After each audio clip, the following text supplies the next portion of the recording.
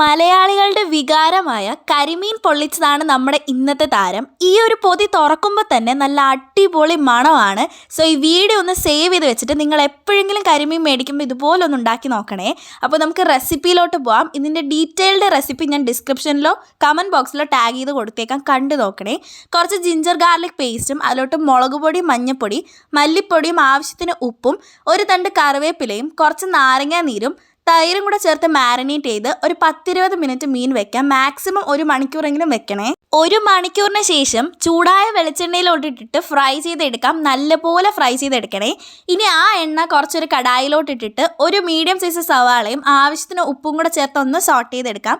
അതിലോട്ട് നേരത്തെ അടിച്ച് വെച്ചിരിക്കുന്ന ആ ഒരു പേസ്റ്റും 2 പച്ചമുളകും 1 തക്കാളിയും കൂടെ ചേർത്ത് നല്ലപോലെ മിക്സ് ചെയ്ത് ഇത് നല്ലപോലെ അടച്ച് വെച്ച് കുക്ക് ചെയ്യാം.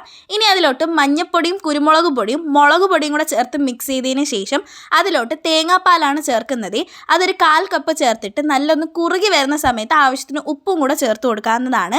ഇനി ചൂടോടുകൂടി തന്നെ ഇലയൊന്ന് വാട്ടിയെടുക്കാം. എന്നിട്ട് അതിലോട്ട് ഈ ഒരു മസാല വെച്ചിട്ട് അതിൻ്റെ പുറത്ത് മീനും പിന്നെ മസാലയും വെച്ച് ഇതുപോലെ കവർ ചെയ്തിട്ട് 2 സ്ലൈസ് തക്കാളിയും കുറച്ച് കറിവേപ്പിലയും കൂടെ വെച്ച് പൊതിഞ്ഞെടുത്തിട്ട് കുറച്ച് എണ്ണയിൽ ഇതൊന്ന് തിരിച്ചും മറിച്ചിട്ട് ഒന്ന് ചൂടാക്കി എടുത്താൽ നല്ല അടിപൊളി കരിമീൻ പൊള്ളിച്ചത് റെഡിയായേ.